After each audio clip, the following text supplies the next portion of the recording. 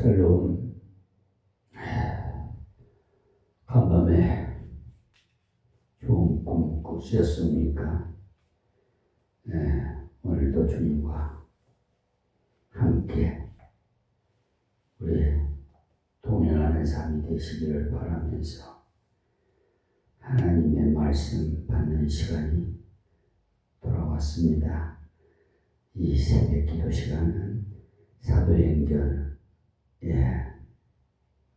강해 설교로 18장 24절에서 24절에서 19장 7절까지 봉독해 드리겠습니다. 알렉산드리아에서 난 아볼로라 하는 유대인이 에베소에 이르니 이 사람은 학문이 많고 성경에 능한 자라.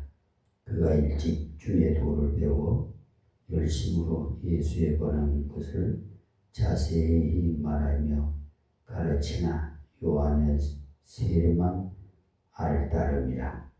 그가 회당에서 담대히 말하기를 시작하거늘 브리스길라와 아굴라가 듣고 데려다가 하나님의 도를 더 자세히 풀어 이르더라. 아볼로가 아가야로 건너가고자 하니 형제들이 저를 장려하며 제자들에게 편지하여 영접하라 하였더니 저가 감에 은혜로 말미암아 믿는 자들에게 많은 유익을 주니 이는 성경으로서 예수는 그리스도라고 증거하여 공중 앞에서 유력하게 유대인의 말을 이르라. 아볼로가 고린도에 있을 때 바울이 윗지방으로 다녀 에베소에 와서 어떤 제자들을 만나 가로되 너희가 믿을 때 성령을 받았느냐 가로되 아니라 우리는 성령이 있음도 듣지 못하였노라. 바울이 가로되 그러면 너희가 무슨 세례를 받았느냐 대답하되 요한의 세례로라. 바울이 가로되 요한이 회개의 세례를 베풀며 백성에게 말하되 내 뒤에 오시는 이를 믿으라 하였으니 이는 곧 예수라 하거늘 저희가 듣고 주 예수의 이름으로 세례를 받으니 바울이 그들에게 안수하며 성령이 그들에게 임하심으로 방언도 하고 연도하니 모두 12사람 중 되니라. 아멘. 새아침 새벽 기도 시간 왜 이리 깊은지요. 오늘도 깊은 마음으로 출발하시기 바랍니다. 지난 시간을 배웠던 23절까지 말씀에서 바울 사도가 에베소에서 설교를 했더니 사람들이 말씀을 듣고는 여러 사람이 더 오래 있기를 청하되 허락지 아니하고 작별하여 가로되 만일 하나님의 뜻이면 너희에게 돌아오리라 하고 배를 타고 에베소를 떠나라고 했는데 그 뒤에 이 에베소는 어떻게 되었느냐? 에베소 교회는 소아시아 지방에서는 아주 능력 있는 교회였는데 이 에베소 교회의 기초가 어떻게 놓여졌는가 하면은 바울 사도가 잠깐 복음을 전하고는 다른 곳으로 떠나갔어요.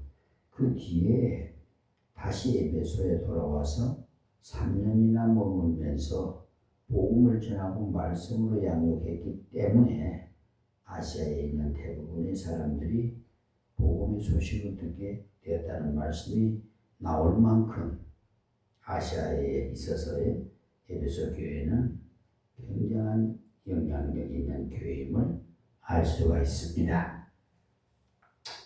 나중에 사도 요한이 목회를 했고 그 뒤에 폴리갑이라는 유명한 분이 사도 요한을 이어 목회를 했어요. 초대교회 당시 아주 능력 있는 교회인 이 에베소 교회의 기초를 오늘 말씀에서 우리가 배우게 되는데, 물론 바울 사도가 3년 일에서 큰 부흥을 일으켰습니다만 그 부흥의 그 씨앗을 바울 사도 혼자서 심은 것이 아닙니다. 그러므로 오늘 새벽에 이 말씀을 공부해 보면은 하나님의 교회가 올바른 기초를 놓고 왕성한 하나님의 능력을 발휘하기 위해서는 사역자와 함께 평신도가 잘 조화되어져야 돼요. 즉 협력이 잘 되어야 된다 이 말씀입니다. 이 에베소 교회는 아볼로라는 분이 와서 성경을 가르쳤고, 브리스길라와 아볼라 부부 평신도가 남아 있으면서 아볼로와 함께 있을 일을 잘했어요. 그만큼 기초가 잘 놓여진 교회입니다. 19장에 보면 바울 사도가 다시 돌아와서 그들을 다시 점거하는 내용이 나오는데, 성령의 은혜를 받은 12명이 하나님의 큰 일꾼이 돼서 에베소 교회에 놀라운 역사를 일으켰다는 에베소 교회에 일어난 큰 열매들이 소개되어지고 있습니다. 그래서 오늘의 그 새벽의 말씀의 핵심은 에베소의 교회 그 기초가 어떻게 붙었는가. 다시 말해서 기초가 튼튼하게 되었는가. 19장을 보면은 바울 사도가 다시 돌아와서 그들을 다시 점검하는 내용이 나와요. 그래서 성령의 은혜를 받아 12명이 하나님의 큰 일꾼이 돼서 에베소 교회의 놀라운 역사를 일으켰다는 에베소 교회에 일어난 큰 열매들이 소개되어지고 있습니다. 그래서 우리 한국교회도 기초가 좀 튼튼했으면 좋겠습니다. 튼튼하다는 말은 말씀 진리 위에 바로 섰으면 좋겠다 이 말씀입니다. 우리 하나님의 교회는 든든히 서가려면 사역자가 말씀을 바르게 전해야 되는데 좀 아쉬움이 있어요. 여러분이 기도해 보시면 영의 분별함을 은사를 받아보세요. 구해 보시고 여러분 말씀 들어보면은 이 말씀이 복음적인 말씀인가? 다시 말해서 성경적인 말씀인가? 이걸 분별하게 돼요. 우리 하나님의 교회가 든든히 서가는 사역자 말씀 바르게 전해야 되겠죠. 그 다음에 평신도가 그 말씀대로 바로 믿고 순종하고 올바르게 전해줘야 돼요. 그런 의미에서 이렇게 권찰님들이 평신도 사역자로서 우리 교회에서 가장 많은 수고를 하고 또 가장 많은 영향을 미칠 수 있는 분들입니다. 그 때문에 권찰을 잘못 세워놓으면 교회를 망치게 돼요. 반대로 권찰을 옳게 세워놓으면 교회가 옳게 부흥되어져 갑니다. 그 이유는 세포 하나하나가 살아 움직이게 되기 때문에 목사가 설교 잘한다고 해서 속속들이 알곡이 되어지는 것은 아니에요. 목사가 성경적인 설교를 잘 감당함으로 많은 알곡들이 열릴 수는 있어요. 그러나 속속들이 알곡을 만들려면은 권찰님들이 구역을 돌아보지 않으면 안 돼요. 그래서 오늘 새벽 말씀을 통해서 하나님의 일을 하실 때 어떻게 해야 교회 기초가 든든히 서갈 수 있는지 잘 배워보도록 합시다. 자, 24절 말씀에 알렉산드라에서 난 아볼로라 하는 유대인이 에베소에 이르니 이 사람은 학문이 많고 성경에 능한 자라. 그러니까 바울은 선교사고 아볼로는 목회자예요. 선교사와 목회자는 좀 달라요. 선교사는 어느 지역에 가서 복음을 전해서 예수 믿는 사람을 일으키는 것으로 사명을 다한 것과 같아요. 그러나 목회자는 예수 믿는 사람을 말씀으로 잘 양육해서 일꾼으로 만드는 일을 합니다. 선교사와 목회자 중에 어느 사람이 더 훌륭합니까? 똑같아요. 목회자로 세움받은 사람은 목회를 잘 해야 훌륭하고, 선교사로 세움받은 사람은 선교를 잘 감당해야 돼요. 그러니까 어느 쪽이 더 훌륭하냐고 묻는 것은 말도 안 돼. 그 말은 마치 소아과 의사가 더 낫는가, 정형외과 의사가 더 낫는가 하는 말과 같은 말이에요. 다 같이 중요합니다. 아볼로 사역자로서 그야말로 훌륭한 분이었어요. 그러니까 에베소 교회가 훌륭한 교회가 된 것은 아볼로가 기초를 잘 놓았기 때문이기도 합니다. 이 아볼로는요, 학문이 많다고 했는데, 아볼로가 태어난 알렉산드리아라는 곳은요, 아프리카 북단에 있는 학문의 도시입니다. 이 도시에 나서 공부를 많이 한 사람이에요. 우리 믿는 사람이 학문이 많고 학식이 풍부한 것은 죄가 아닙니다. 가능하면 학식이 많아야 돼요. 공부를 많이 해야 됩니다. 공부하지 않아도 은혜만 많으면 된다는 사람도 있습니다. 물론이에요. 천국 가는데 뭐 공부를 많이 해야 되는 것은 아니기 때문에. 그러나 남을 가르치고 인도하기 위해서는 학문이 많을수록 좋습니다. 학식을 많이 가지고도 겸손할 줄 안다면, 학문을 많이 공부하고도 버릴 줄 안다면 그 사람이야말로 귀한 목회자가 될 수가 있어요. 목회자일수록 학문이 많으면 좋습니다. 이 아볼로는 학문이 많을 뿐만 아니라 성경에 능한 자라고 했어요. 이 사람은 세상 학문도 많이 해서 철학에 능통할 뿐만 아니라 성경에 능한 자라고 했어요. 그 당시에 학문이라고 하면 주로 철학을 말해요. 그러니까 이 아볼로는 성경을 잘 알 뿐만 아니라 이해를 잘 했어요. 정확하게 해석할 줄도 알았다. 이 말씀이에요. 그러니까 목회자는 다른 어떤 것을 잘한다 하더라도 성경에 능하지 못하면 곤란해요. 사도행전 6장에 나오는 대로 말씀 전하는 것과 기도하는 것에 전무하리라고 하신 그대로 사역자가 말씀에 능통하지 못하면 곤란합니다.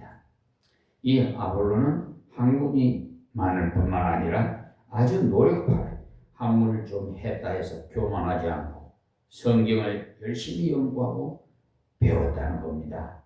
학문이 많은 사람이 성경을 열심히 배우면 성경에 능한 자가 돼요. 성경을 적절하게 가르치고 합당하게 가르칠 수 있고 쉽게 가르칠 수 있어요.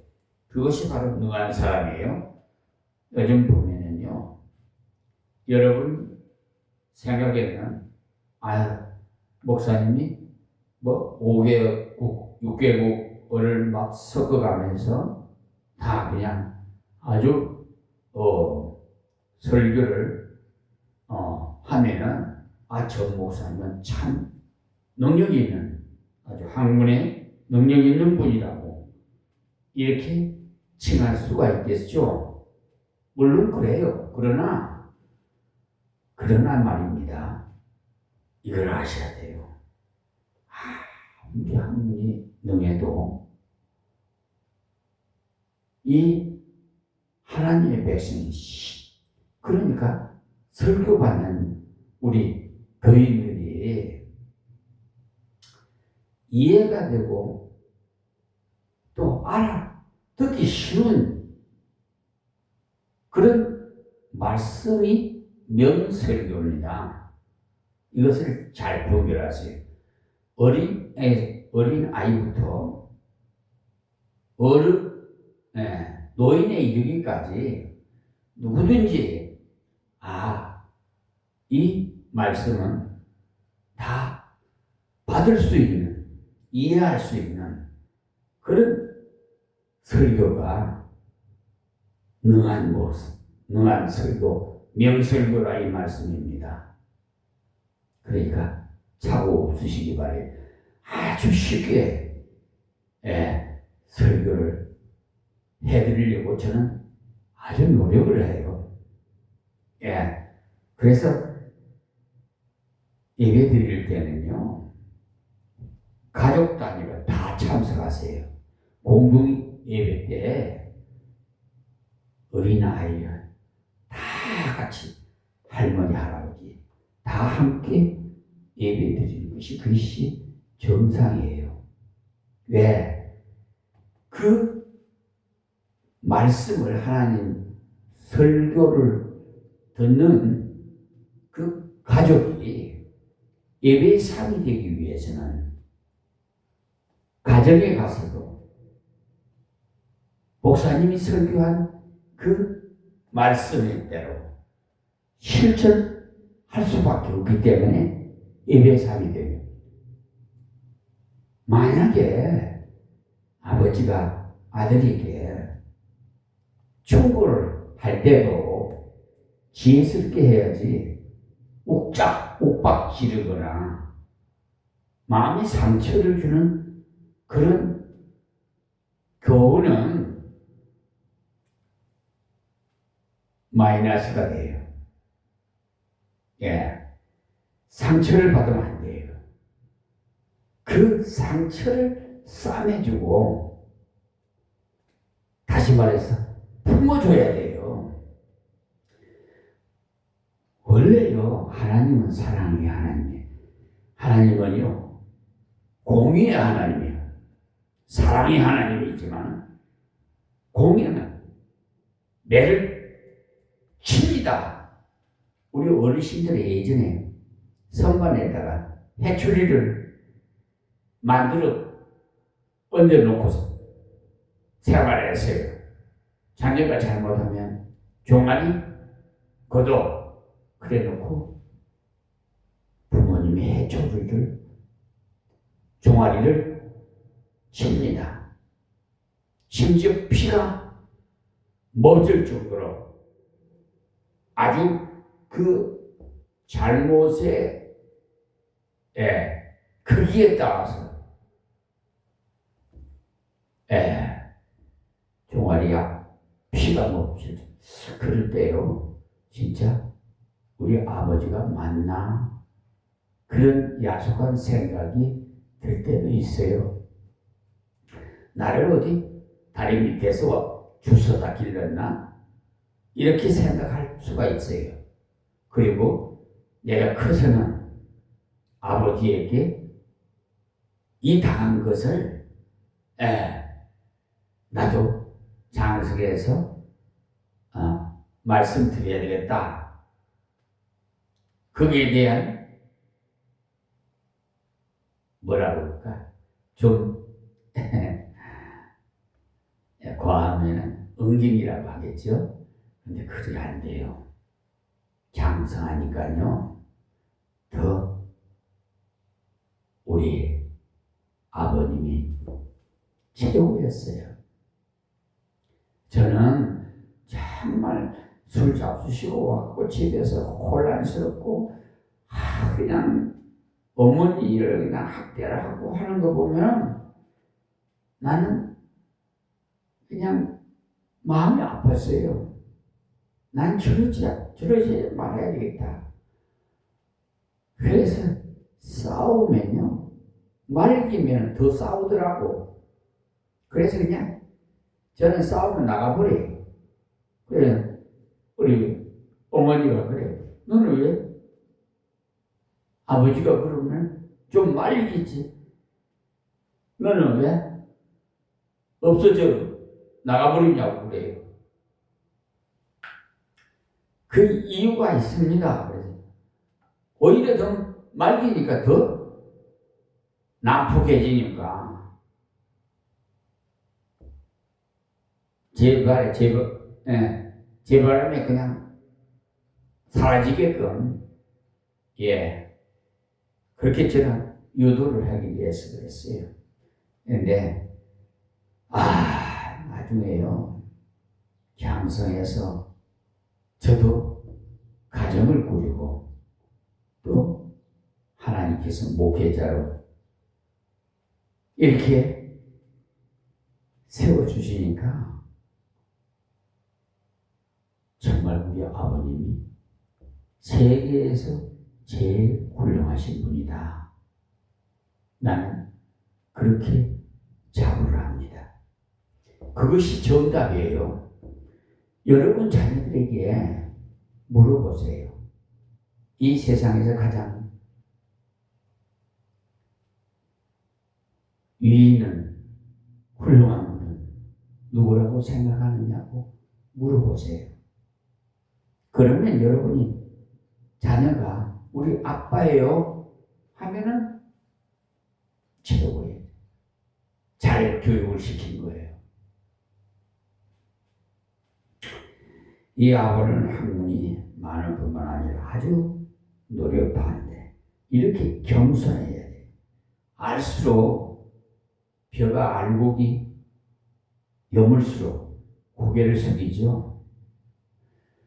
제가 김포 마송에서 그 통진면 마송에서 1995년도 개척을 했는데 그때 가을이었어요. 그때 비 포장지예요. 김포가. 저희 인천에서 그 차를 타고 우리 동역자가 차를 몰고 같이 오는데 구름이 끼었어요. 그런데 그 구름 사이로 햇빛이 쫙 비치면서 길을 인도해 주시는 거예요. 와, 정말. 그리고 그 목사님이요, 새벽 기도하는데, 그날, 새벽 기도하는데, 잠시 안팎 잠이 들었대요. 그런데 꿈속에 제가 해같이 빛나더라는 거예요. 해같이 변화체로. 여러분 성경에 그 있죠? 확 변화체로 제가 나타나더라는 거예요. 얼마나 감사히 그랬어요. 하나님께서 은혜를 주시는구나. 그러면서 밖을 내다봐라 그래요. 그래서 밖을 내다보니까 벼가 노랗게 익어서 고개를 푹 숙이고 있어요. 그래서 너는 겸손하라. 첫째도 겸손, 두 번째도 겸손, 세 번째도 겸손하라. 이것을 저에게 주셨어요. 알면 알수록 더 낮아져야 됩니다. 우리 하나님의 백성의 직분은요, 올라갈수록, 직분이 올라갈수록 낮아져야 돼요. 원로 목사면 더 바닥에 납작 엎드려야 돼요.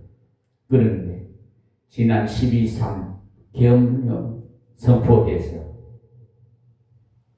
윤석열 대통령 지금도 재판받고 있지만은 헌법재판소에서 좀 그 재판 결심이 좀 재판 길었어요.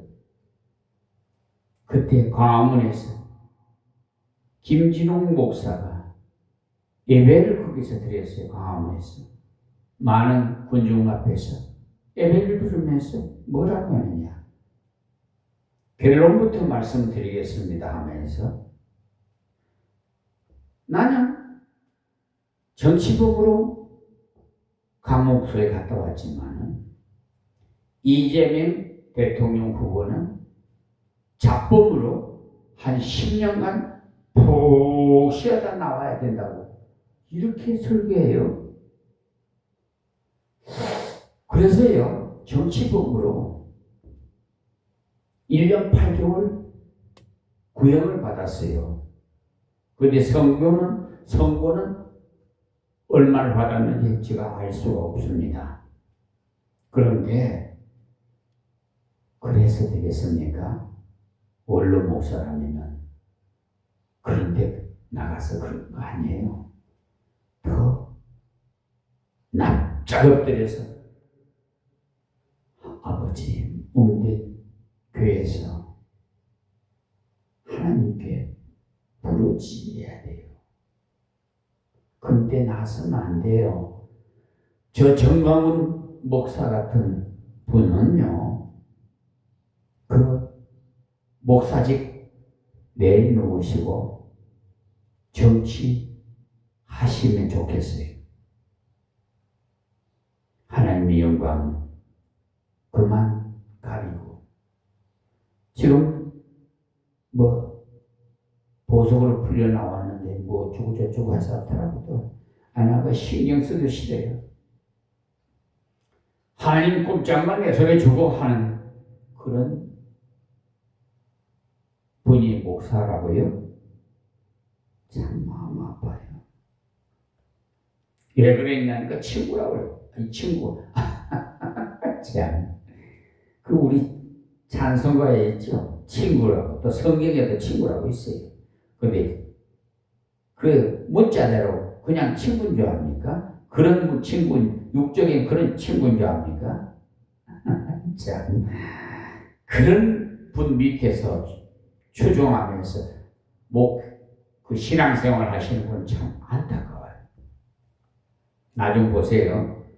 주님 마지막 심판 때 제일 먼저 목사님이 심판받아요. 그리고 그 양떼들이 다 목사님 끌려가는 대로 다 끌려가요. 도살장으로 끌려가죠. 그래서 여러분 이 시대에 영분별함을 은사를 받아서 참 목자를 찾으세요. 지금 WCC 배도 집단은요, 소신을 섬기고 동성연애를 찬성하고 다른 종교도 구원이 있다고 하는 곳이 WCC 배도 집단이에요. 여기도 성복음교회 이영훈 목사가 몇 년 전에 부산에서 총회를 주최했죠. 거기 가입된 목사님이 극동방송인 김정한 목사를 비롯해서 김상환 목사 여러분 인터넷 검색해 보면요, 그거 다 나와요. 교단도요, 다 나와요. 가입된 교단. 예? 대한예수교 장로회 통합도 그거 들어가 있어요. 제 유일하게 어떻게 합동만 안 들어갔어요. 저 고신이나 저런 데는 안 들어갔어요. 또 백석이나 이런 데. 근데 강화는 감리교가 많죠. 루터 감리교에도 가입되어 있습니다. 그래서 마음이 아파요. 거기 소속된 교회가 다, 그래서 한국교회 한 7, 80%가 지금 안타깝게도 모르고 속고 신앙생활을 합니다.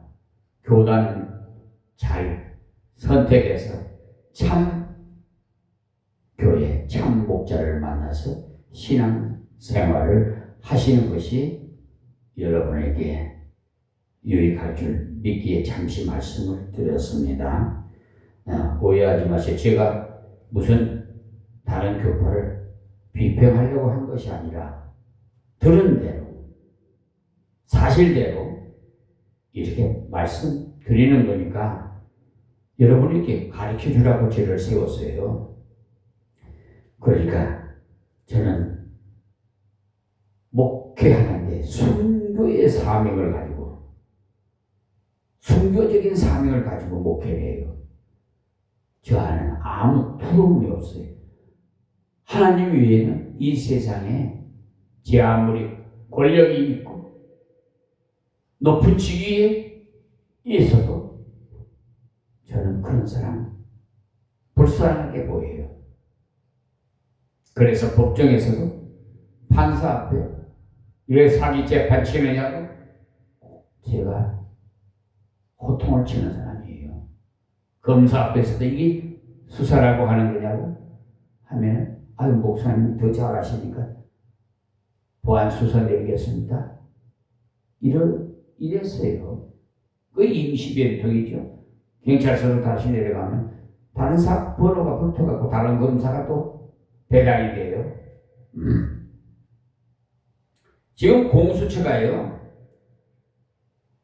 법 왜곡죄에 지금 이 법이 지금 엉터리에 지금 그분들 하나님께서 다 저에게 법률을 왜 나는 법대로 안 나왔지만 하나님께서 법전을 사게 하셔가지고 야밤에 깨워서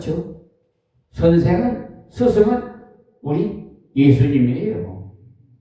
저 변호사도 예수님이고. 그래서 판사, 대법관,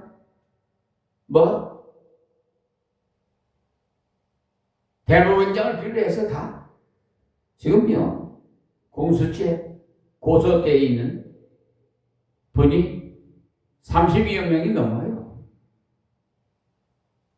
그거 제대로 안 하면 다 법 왜곡죄에 들어가요. 직권남용이에요.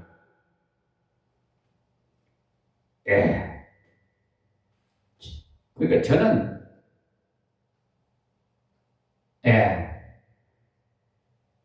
정말 무식합니다. 그러나 내 안에 계신 우리 예수님 하나님께서는요 한번 그분에게 잘못 지켰다면 그 결과는 안타깝게 됩니다. 이 아볼로는 학문이 많은 뿐만 아니라 성경에 능한 자라 열심으로 성경을 연구하는 사람이라서 그야말로 목회자의 자격을 잘 갖춘 분이 언제라도 성경을 자유자재로 가르칠 수 있는 그런 그럴 만큼 성경에 능한 자라고 해서 얼마나 귀한 분입니까? 이것이 바로 복이에요. 이런 분 만나는 것. 이런 목회자를 만났다는 것은요 그 교회의 큰 복입니다. 아볼로는 목회자 중에 목회자예요. 아주 훌륭한 분이에요. 이분이 나중에 고린도에 가서 일을 많이 해요. 그래서 고린도전서 3장 4절부터 보시면 나오는데 어떤 이는 말하되 나는 아볼로에게라 하고 다른 이는 나는 아볼로에게라 아니야 하니 너희가 사람이 아니리요? 이 고린도 교회 성도들 중에요 바울 사도를 선호하는 사람이 있고 아볼로를 선호하는 사람이 있어요. 바울 사도같이 전도를 잘해야지 하는 사람도 있고 아볼로같이 성경에 능하여 가르치기를 잘해야지 하면서 아볼로가 더 낫다는 사람, 바울이 더 낫다는 사람 있었는데 그런즉 아볼로는 무엇이며 바울은 무엇이며 저희는 주께서 각각 주신 대로 너희로 하여금 믿게 한 사역자들이라. 이들은 믿게 한 사역자들이라.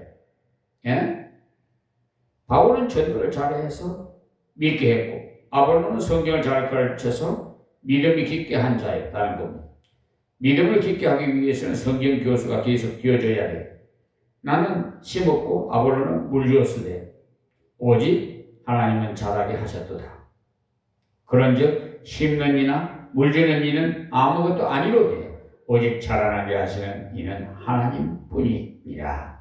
심는 이와 물 주는 이가 일반이나 각각 자기의 일한 대로 자기의 상을 받으리라. 복음을 잘 심으면 하나님께서 상을 주시고, 말씀으로 물을 잘 주면 하나님께서 역시 상을 주시고, 각각 자기의 은사대로 감당하면 상을 받습니다. 이렇게 아볼로는 말씀을 잘 가르치는 훌륭한 목회자입니다. 또 4장 6절에 보시면, 형제들아 내가 너희를 위하여 이 일에 나와 아볼로를 가지고 본을 보았노라. 아볼로도 본을 보았고 아볼로도 본을 보였는데 바울도 본을 보이고 아볼로도 본을 보였는데 무슨 본을 보였느냐? 이미 이는 너희로 하여금 기록한 말씀 밖에 넘어가지 말라 한 것을 우리에게 배워서 서로 대적하여 교만한 마음을 먹지 않게 하려 함이라. 아볼로도 바울도 기록된 말씀 밖에 넘어가지 않았다는 사실, 자기 체험이나 자랑하는 그것을 하지 않았다는 거예요. 건전한 교훈을 했다는 거예요. 바울도 아볼로도 기록된 말씀 밖에 넘어가지 않았고 건전한 신앙을 가르치는 귀한 목회자였다는 사실입니다. 또 16장 12절을 보시면 형제 아볼로에 대하여 저더러 형제들과 함께 너희에게 가라고 내가 많이 권하되 지금 갈 뜻이 일절 없으나 저희가 기회가 있으면 가리라 했습니다. 그러니까 바울 사도가 아볼로를 권해서 고린도 교회 가서 어지러운 일들을 좀 정리하도록 부탁했지만 아볼로는 일체 갈 마음이 없었다는 거예요. 그 이유는 아볼로파, 바울파, 게바파 이렇게 파들이 나눠져 있는데 아볼로가 가면 아볼로파 사람들이 득세해서 야단을 하겠지에 못 가겠다는 걸 그러고 있다는. 나중에 교회가 말씀으로 하나가 된 다음에 가겠지만 지금 가면 교회가 더 어지럽게 되겠지. 가지 않겠노라고 했어요. 즉 자기 무리를 만들지 아니하고 하나님의 교회가 잘 되기를, 하나님의 교회가 하나 되기를 바라는 아주 덕스러운 목회자였어요. 이런 사람이 에베소에 와서 말씀을 가르치게 되었으니 에베소 교회야말로 복된 교회입니다. 여러분, 시청하시는 여러분은 어떤 목회자를, 어떤 교회를 선택하셨는지는 저는 알 수 없으나 하나님은 마지막 때 심판이 있다는 사실만 아세요. 하나님의 교회마다 아볼로와 같이 학문도 풍부하면서 겸손하고 거기다가 노력해서 성경에 능하고 그러하면서 덕을 세울 수 있고 기록한 말씀밖에 넘어가지 않는 건전한 교훈을 하는 자가 선다면 하나님의 교회가 건전할 것입니다. 그런데 이런 사역자는 드물어요. 자, 25절 보겠습니다. 그가 일찍 주의 도를 배워 열심으로 예수에 관한 것을 자세히 말하며 가르치나 요한의 세례만 알 따름이라. 그러니까 이 아볼로는요, 학문에 능하고 성경에 능했는데 이런 분의 부족한 점이 열심히 적다는 겁니다. 대신 학문이 좀 부족한 분은요, 뜨겁다는 말을 들을 정도로 열심히 있는데 그 대신에 학문에 능한 사람은요, 소위 뜨겁다는 것이 좀 부족한 경우가 많아요. 머리가 차갑기 때문에 그래요. 그런데 이 아볼로는요, 학문이 많고 성경에 능한 분인데 또 일찍이 복음의 도리를 배워서 자세히 상세히 열심히 가르쳤다는, 그러니 아주 좋은 목회자. 그런데 이 아볼로에게도 결점이 있어요. 아무리 훌륭한 사람이라 하더라도 부족한 면이 있습니다. 그런 사실을 알고 앞에선 지도자를 함부로 판단하면 곤란해요.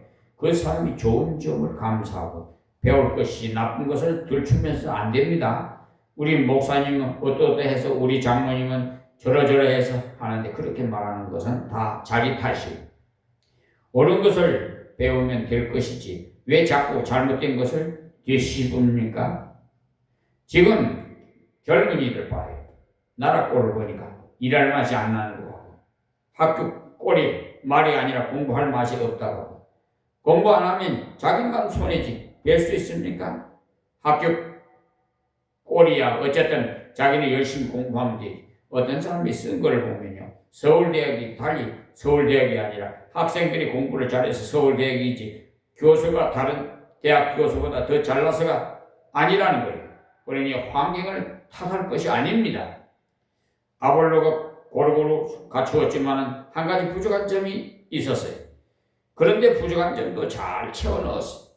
그러니 참으로 훌륭한 분임을 더욱 알 수 있죠. 그의 부족한 점이 무엇이냐 하면 자세히 말하여 가르치나 요한의 세례만 알 따름이라. 예수께서 세상 죄를 지고 가는 하나님의 어린 양이라는 것을 알고 있었어요. 회개해야 된다는 것을 알고 있었어요. 그러니까 마치 성령 받기 전에 베드로와 같은 그런 사람이 오순절을 경험하지 못한 제자들과 같은 자리에 머물고 있었다는 겁니다. 자, 26절에 그가 회당에서 다음 대에 말하기를 시작하거든 브리스길라와 아굴라가 듣고 데려다가 하나님의 도를 더 자세히 풀어 이르더라. 여기서 참 중요합니다, 여러분. 유대인들이 모이는 회당에서 성경을 가르치는데 그때 브리스길라와 그 부부도 함께 그 설교를 들었어요. 앞에서는 아굴라와 브리스길라 라고 나왔는데 여기서는 브리스길라와 아굴라라고 나와요. 가만 보면은 브리스길라가 믿음에는요 앞섰던 모양이에요. 그래서 교회에 봉사한 일에 대해서도 나올 때는 브리스길라와 아굴라라고 나와요. 그 부인부터 먼저 이름이 나와요. 이 부부가 아볼로 목사님 자기 집에다 모셔와서 성경을 더 자세히 풀어 읽었다고 했는데 이런 평신도가 있다는 게 얼마나 귀한지 몰라요. 어떤 교육자는 평신도는 무조건 자기보다도 못해야 된다고 해서 문제가 돼요. 그래서 차도 목사가 제일 좋은 것을 타야 되고 옷도 제일 좋은 것을 입어야 된다고 하는 그런 생각은 결코 옳은 생각이 아닙니다. 목사가 사업하는 사람도 아닌데 어떻게 제일 좋은 것을 가집니까? 차는 신발처럼 생각하고 타고 다니면 아무 것이고 어떻습니까? 신발 좀 좋은 것 신었다고 해서 사람을 더 알아줍니까? 신발이 좀 떨어져도 사람만 괜찮으면 돼요. 신발 보고 사람까지 평가하면 큰일입니다. 우리나라 사람은 그래서 문제가 많아요. 그리고 지식적인 면에서 성도들보다 부족할 수도 얼마든지 있어요. 우리 교회에서 제가 영어를 조금 합니다만 그래도 영문하고 정문한 분들이 계시는데 그분들이 잘하죠. 그것을 인정해야지. 어떻게 목사가 성도들보다 더 잘해야 돼요? 다 앞서가야 됩니까? 아볼로 보십시오. 부족한 면이 있잖아요. 신앙적인 면에도 다 같은 것이 아니에요. 말씀, 기도, 전도도 목사가 제일 잘해야 되는 것이 아닙니다. 받은 은사가 따로 있으니까 자기가 받은 은사 부분이야 제일 나을 가능성이 많지만은 어느 분야에서는 성도들보다도 못하는 부분이 있어요. 저는요 주일학교 어린이에게 저는 의뢰를 받을 때가 있어요. 제가 좀 마송에서 김포에서 개척했는데 주일학생들 처음에 불신자 가정에서 여아를 그 10살 먹은 아이를 하나님께서 붙여주셔서 데려와서 한 영을 앉혀놓고 주일학교 예배 시작했어요. 그래 나중에 한 50명 60명 됐어요. 근데 참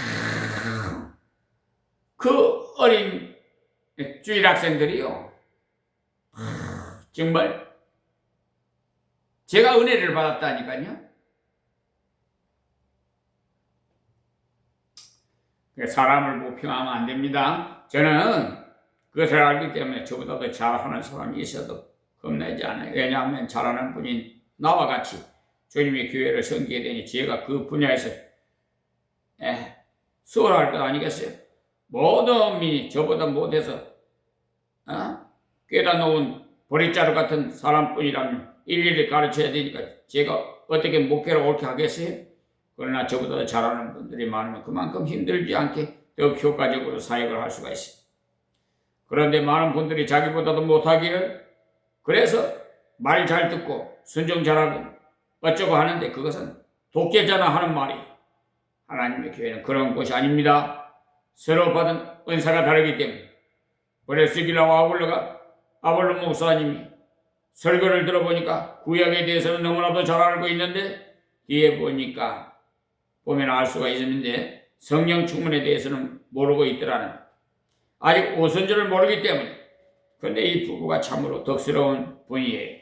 보통 되먹지 못한 평신도였다면 설교 중간에 목사님 그 말씀을 그렇게 해서 됩니까? 이런 식으로 나왔을지 몰라요. 그렇게 되면 아볼로 목사님도 기분이 몹시 언짢았을 거예요.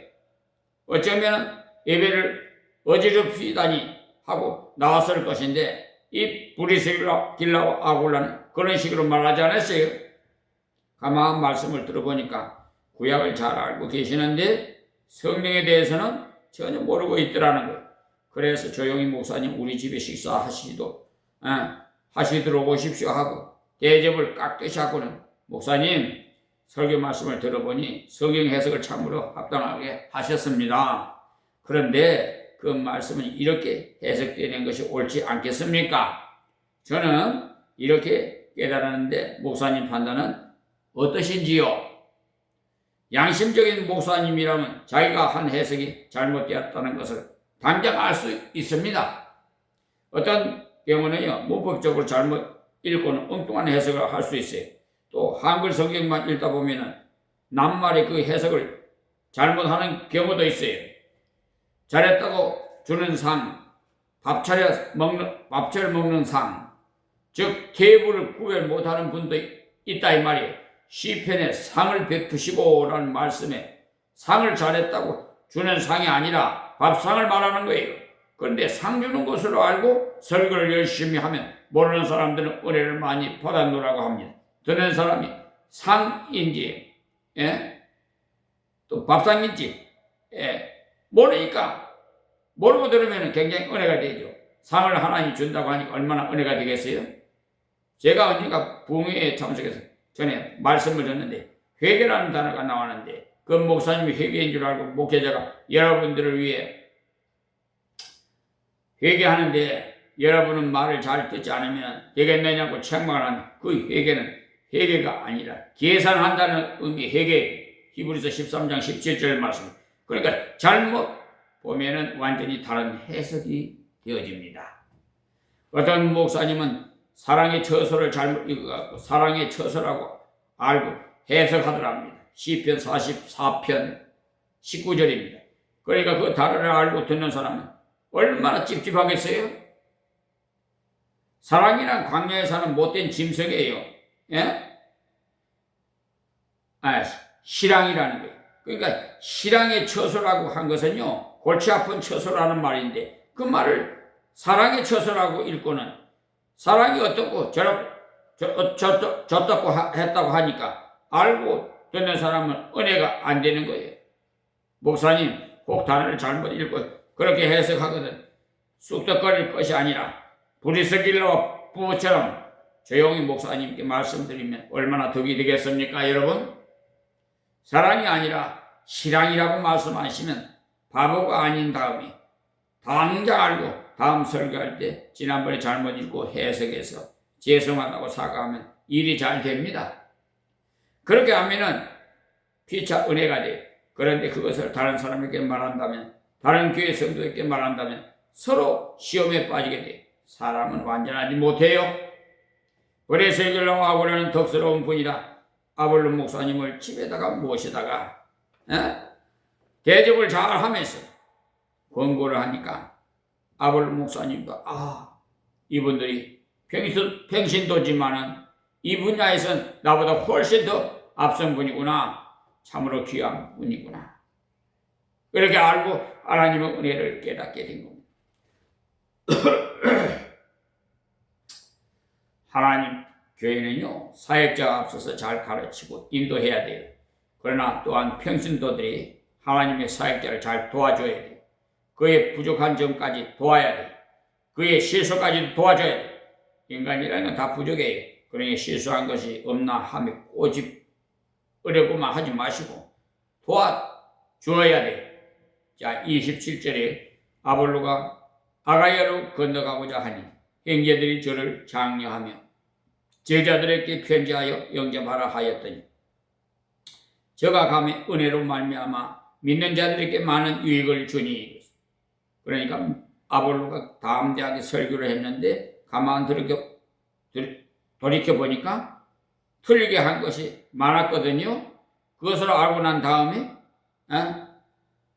올라서서 담대하게 말하자니 조금 어색했던 모양이에요. 그래서 그만 아가야에 가고자 했다는 겁니다. 이 아가야는 고린도를 둘러싸고 있는 큰 지방입니다.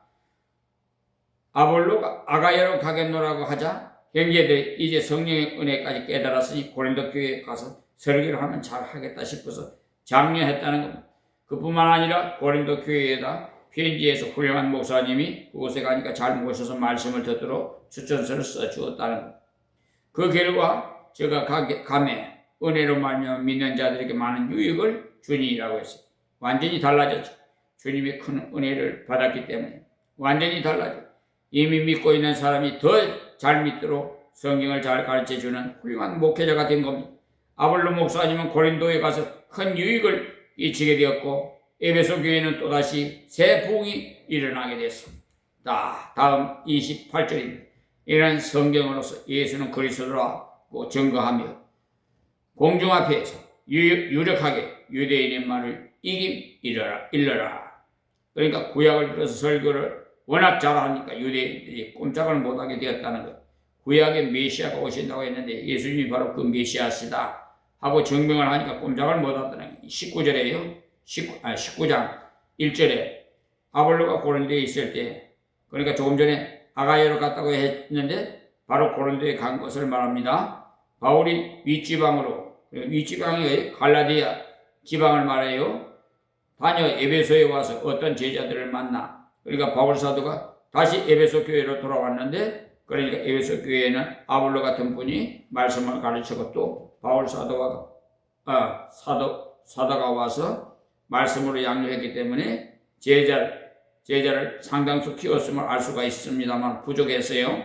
그래서 2절에 19장 2절입니다. 가로되 너희가 믿을 때 성령을 받았느냐? 가로되 아니라 우리는 성령이 있음도 듣지도 못하였노라.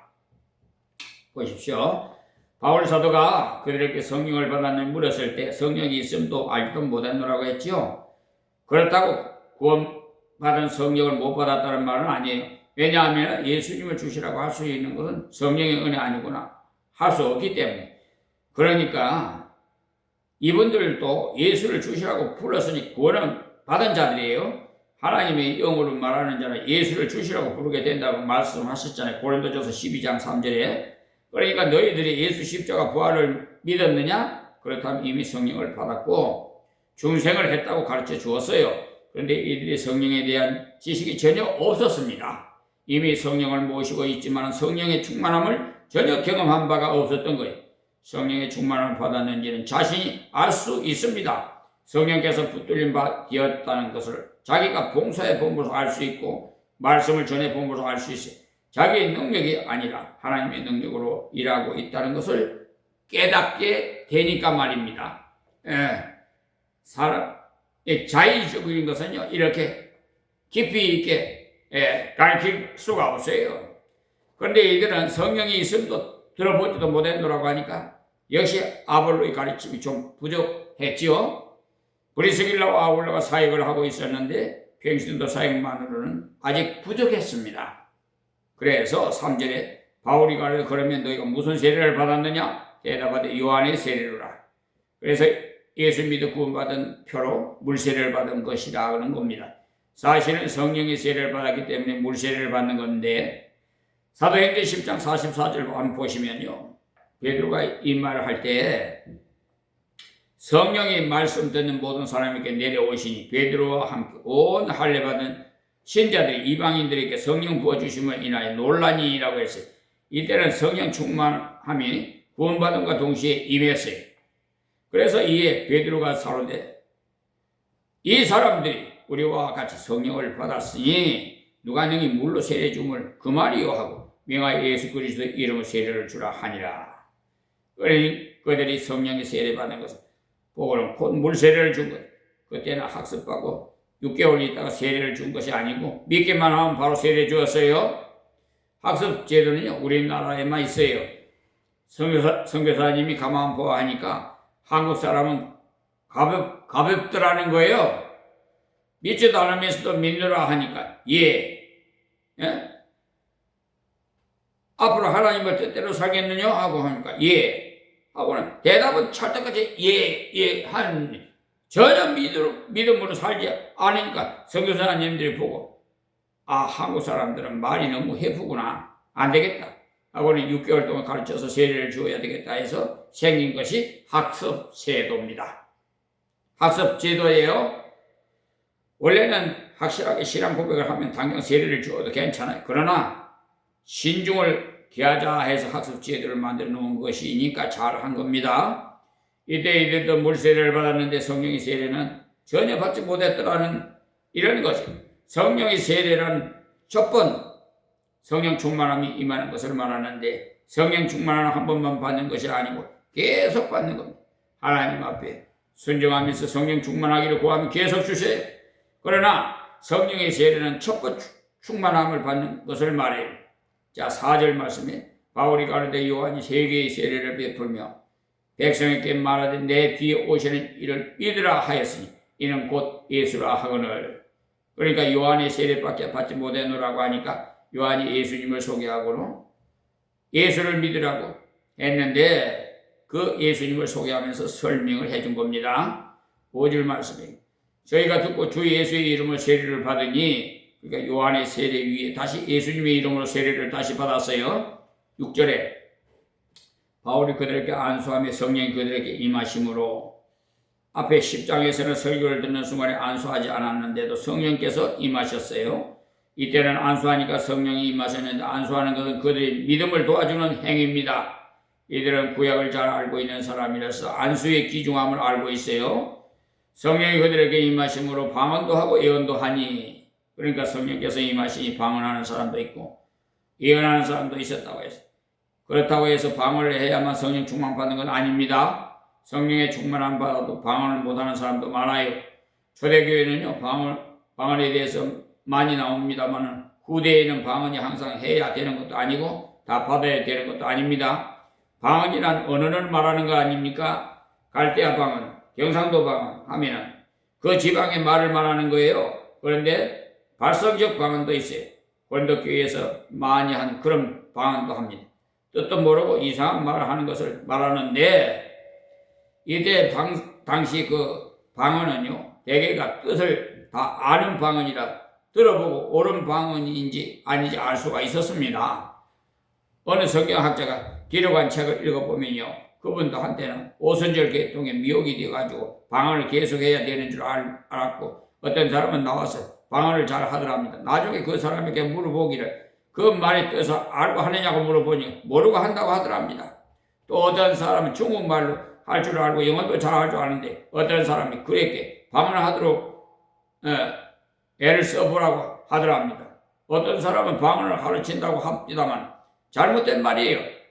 하도 방언을 해야 한다고 하기에 이 사람이 너무 기가 막혀서 말레이시아 말을 할 줄 알므로서 말레이시아 말로 지그랬더니 방언 터졌다고 야단을 하더랍니다. 그 사람이 방언을 한 것이 아니라 어찌나 방언을 받으라고 하니까 할 줄 아는 말레이시아 말로 그냥 지그랬다는 거예요.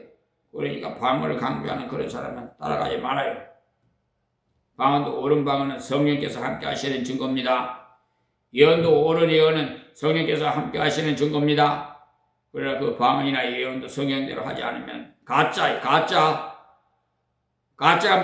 마귀 사탄 귀신의 애비예요. 마귀예요. 성경에는요 절제하라고 했어요. 교회에서는 함부로 방언하지 말고 절제하라고 했는데 줄줄 나오기 때문에 어쩔 수 없다고 방언을 해야 된다면 성령께서 주신 방언이 아니라 마귀가 준 가짜 방언이에요. 하나님은 어지러움이 하나님 아니라 질서의 하나님이 절제되지 않는 방언을 주시지 않습니다. 나는 방언하기 시작하면 도저히 절제할 수 없어서 계속 찌끄려야 된다 하고 계속 여러 사람이 기도하는데 방언을 해야 된다면 어지러운 방언이 그런 사람에게 속지 말아요. 어떤 사람 그것을 분별할 줄 몰라서 저 사람은 워낙 신령해서 입만 열면 저렇게 방언이 나오는구나 하는데 그런 방언은 잘못된 방언이 성령의 은사로 받은 방언은 절제할 수 있습니다. 이때는 분명히 성령 충만을 받은 증거를 주신 방언이고 예언이었어요. 바울 사도가 볼 때 이들이 성령의 충만을 받았구나 당장 알 수 있었던 것이 발성적인 것이었어요. 믿음은 속으로 되어지는 것이기 때문에 겉으로 나타나지 않습니다. 그 사람이 앞으로 믿음으로 살아가는 것을 봐야 알 수 있지만 방언은 당장 알 수가 있도록 나타납니다. 성경에는 다 방언하겠느냐 다 예언하겠느냐 라고 했으니까 방언해야 성령 받았다고 하는 사람들에게 속지 마세요. 어떤 사람은 방언은 기초은사인데 방언을 받지 못했다면 은혜를 받지 못한 사람이다라고 하는 사람도 있는데 새빨간 거짓말에 속지 마세요. 분명히 성경에 다 방언하겠느냐고 했어요. 그 사람은 성경보다 더 잘났다는 말인가요?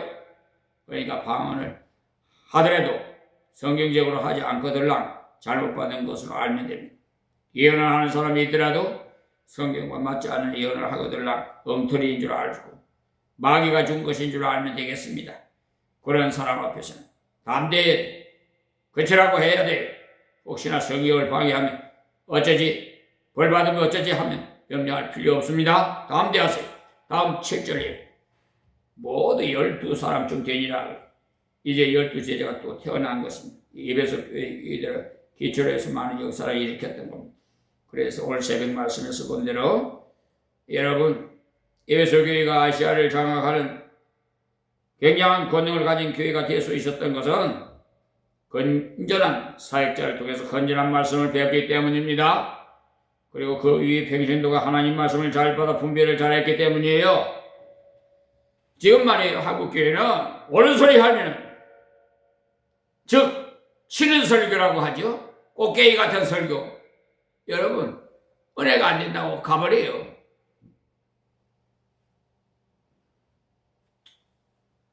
그러니까 이 온상에서 기른 교인이라고 할까요? 잘못 알고 있어요. 좀 옳은 소리하고 제대로 좀 가르쳐 주면요 다 싫어해요. 그냥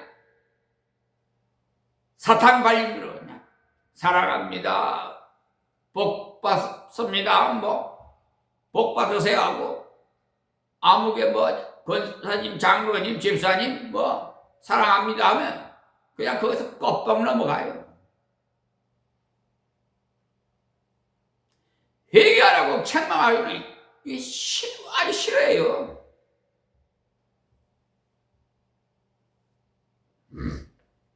저는 그런 걸 많이 체험을 했어요. 그런 교인들을 봐요. 분명히요. 예배드리러 왔는데 햇바닥을 왜 낼름낼름 내버리면 독사 햇바닥같이 내버리면서 이게 사역자를 유혹하는 거예요. 교회를 넘어뜨리기 위해서 이 마귀 사탄들이요 고등술법을 써요. 요즘은 더 차원이 높아갖고 원로 목사님이니 저는 저명 인사한다든지 아주 대형교회 목사를 할까 그런 것들을 미혹해가지고요 엉터리 지금 유튜브 방송에도 나오는데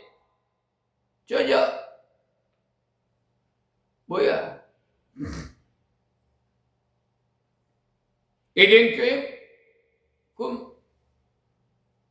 소강성 목사에 대해서도 또 막 나오더라고.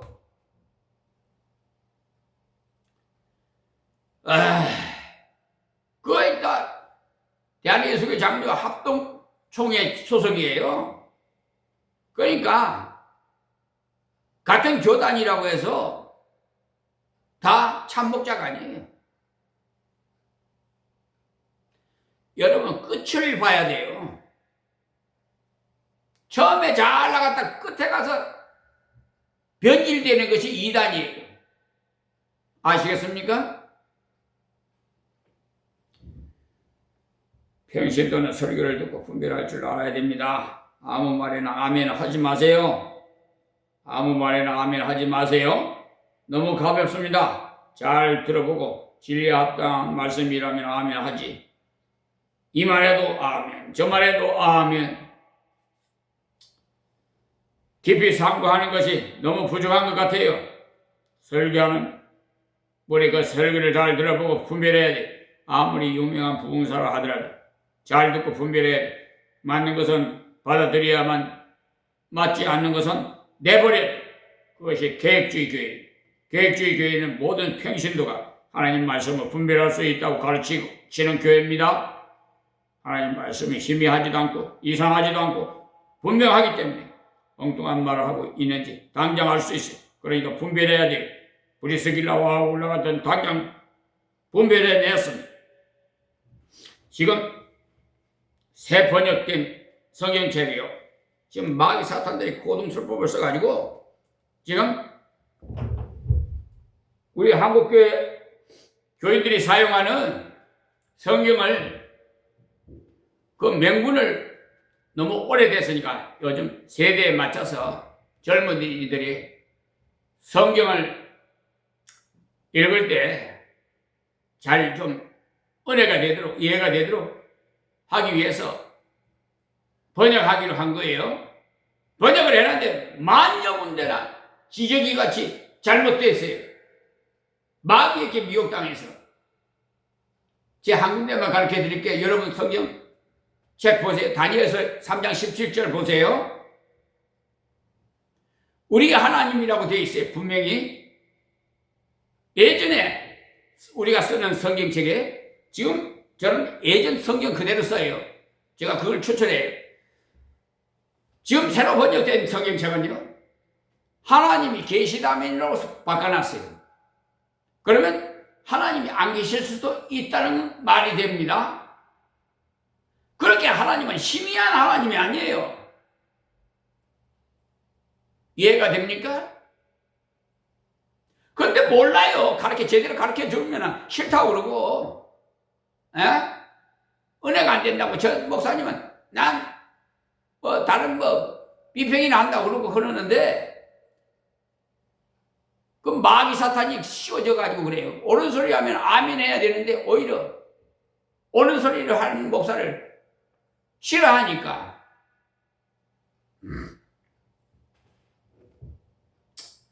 아니, 필요하신 분이 있으면 저한테 연락주시면 내가 그걸, 대충 해놓은 거 내가 연구해놓은 거 보내드릴게요. 참, 너무너무 잘못된 것이 많아요.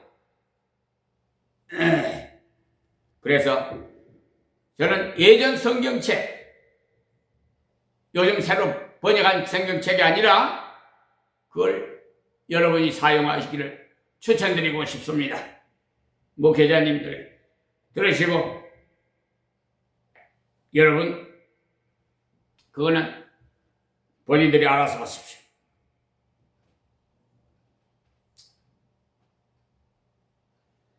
예. 그리고 우리는 말씀을 분별해서 받고 잘못 전했을 때는 덕스럽게 충고를 주어야 돼. 평신도가 이러한 일을 잘 감당하면 교회가 든든히 서가고 건전하게 자라갑니다. 에베소 교회가 그러한 분들이 기초가 되었기 때문에 알찬 부흥이 되어졌죠. 영육간에 예수님을 닮은 제자가 많이 일어났어요. 우리 한국교회도 제자 훈련 난 소천하신 옥하는 목사님을 참 존경해요. 그분이 상암 체육관에서 부활절 연합에 위해서 눈물을 흘리면서 설교하신 게 저는 얼마나 감동을 받았는지 모릅니다. 저는 그분이 뒤를 이어서 옳은 말씀만 전해 듣고 있습니다. 그래서 어느 교인이 친정이 자기 강화라고 해서 부부가 왔는 주일 예배 어쩌면 옥하는 목사님 설교하는 거와 타입이 같냐고 그런 분이 또 있었어요. 어쨌든 지금은 좀 많이 또 어떻게 나이가 들어가니까 좀 변해가네요. 어쨌든 체력 기력이 좀 쇠가니까 아이가 태어나면 젖을 먹이고 보살펴서 잘 자라도록 해야 되듯이 여사의 많은 부분에 속성파가 많습니다만 아이는 속성파가 없어요. 양육을 착실하게 해줘야 돼. 성경을 배우고 기도하고 순종하고 하는 가운데서 신앙이 자라나는 것이지 하루아침에 부쩍 그런 일은 없어요. 산에 들어가서 일주일 동안 기도하고 왔더니 부흥사가 되었다는 것은 다 엉터리들이 하나님의 말씀을 배우고 기도하고 순종하는 가운데 점점 자라가요. 그 다음에 성령의 충만함을 주시기를 구해야 돼. 성령의 충만함을 회개하는 자에게 주시에요. 그릇이 깨끗하여 음식을 담아주듯이 심령이 깨끗하여 성령 충만을 받지요. 사도행전 2장 38절 보세요. 그리고 간구하는 자에게 주시에요. 성령 충만을 받기를 간구하세요. 누가복음 11장 13절 보시고 그런데 많은 사람들이 사모하지 않고 있어요. 왜 그래요? 전도해보지도 않으니까, 봉사해보지도 않으니까, 성령 충만함의 중요성을 모르기 때문에 구하지도 않아요. 그러나 전도해보고 봉사해보면 하나님의 능력 없이는 감당할 수 없다는 것을 알기 때문에 성령께서 붙잡아 주시지 않으면 못한다는 것을 알기 때문에 성령 충만함을 주시기를 구하게 됩니다. 그리고 구하고 믿고 순종해서 걸어갈 때 성령 충만함의 역사가 나타납니다. 야고보서 1장 5절에서 8절 말씀과 사도행전 5장 32절 말씀을 참조하십시오. 이미 우리는 오순절 이후의 사람입니다. 그러니까 성령 충만함 주시기를 믿고 구하면 주십니다. 여러분은 성령 충만함 받아서 주님을 기쁘시게 하시는 성도가 되시기를 바라면서 말씀을 맺겠습니다. 하나님 말씀을 증거했습니다.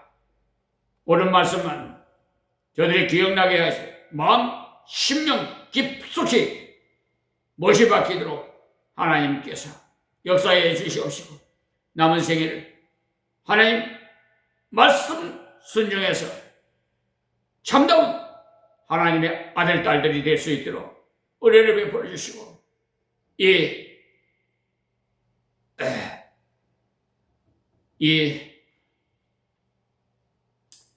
평신도 같이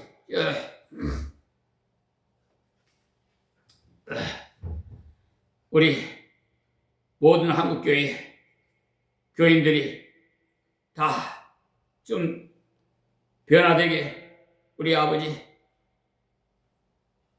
역사에 주시옵소서.